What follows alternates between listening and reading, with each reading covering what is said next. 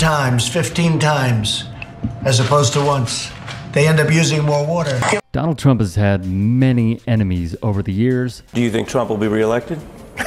I didn't think he'd make it past 2 years. So it's the climate of the United States of America, you know, it breeds itself upon confusion. Count Public Enemy's Chuck D in that camp. You better believe that I hate the people that took this girl and her brutally. You better believe it. And it's more than anger, it's hatred. And I want society to hate him. Maybe hate is what we need if we're going to get something done. There was a orange-haired real estate developer in New York at the time of the Central Park jogger case who took out full-page ads in all the daily newspapers asking for the return of the death penalty and more police. And he believed that these children should be executed, even though, of course, even the return of the death penalty would disqualify the execution of children. It was horrific then, it's horrific to hear it now. Look no further than Trump's comments regarding the exonerated five. Not only did he do what Burns says, but he went on a full attack so he could be talked about inextricably, linking himself to the story. And to this day, he refuses to acknowledge his missteps and slammed Ava DuVernay's film on social media. Chuck D, meanwhile, I know as an OG, this dude I had a problem with from way back, so that's why I'm wearing my shirt. This is the beginning of my problems with 45. And everybody didn't have a camera back there. Nobody had a camera back then. And you know what? If that was you and you got caught out by the popo at that time and got pointed to and then was plastered all over the Daily News, the New York Post, how, a rebuttal on page 13 ain't gonna fix it, yo. The thing that blows the mind is how much of America, the United States of America, fell victim to this New York City huckster three-card Monty playing on society, get over, slick kid, privileged brat, and called him president. That's when we got a problem, bro. He'll never forget, and he shouldn't. He witnessed it firsthand, saw the injustice of these five boys with public pressure coming from one of the most powerful men in the city. It is unforgivable.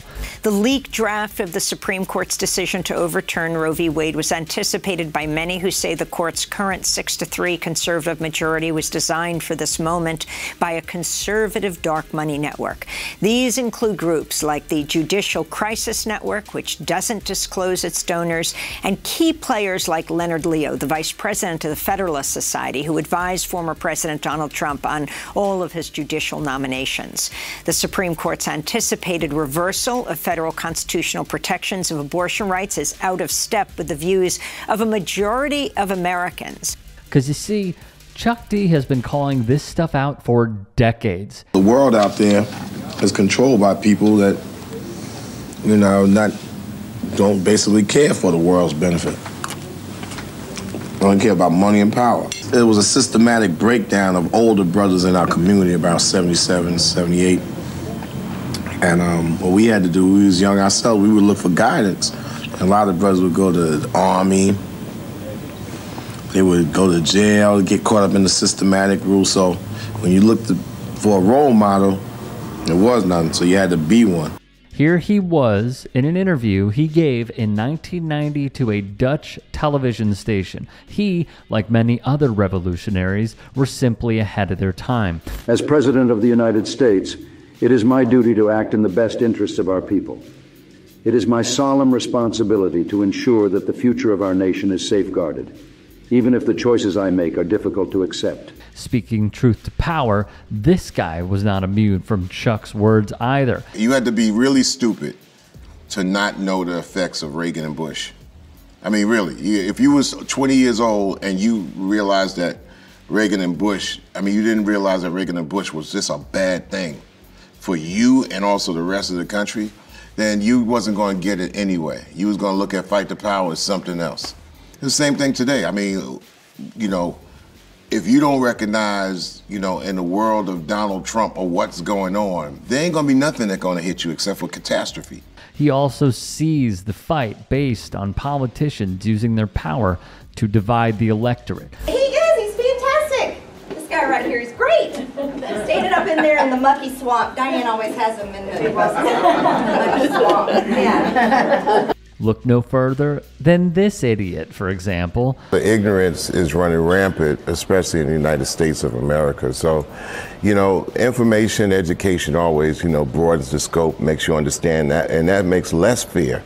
We would like to see funding go into culture as opposed to going up into barricades like a wall and to build on like hate. Hate comes from the ignorance of just not knowing each other. It's a human planet. So the music has brought people together. Governments have split people up. It's about humans and people, and sports brings people together. Right. Music and culture brings people together, sure. And governments like to divide. Control is a human glitch that we probably can't figure out. Not a lie detected here.